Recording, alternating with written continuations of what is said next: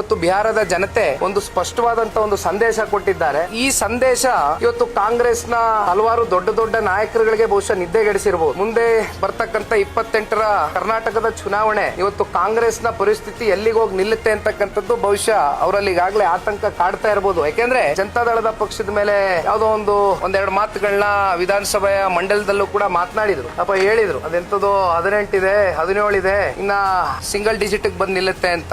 ಆದ್ರೆ ಇವತ್ತು single digit ಯಾರು ಬಂದ್ ನಿಂತಿದ್ದಾರೆ?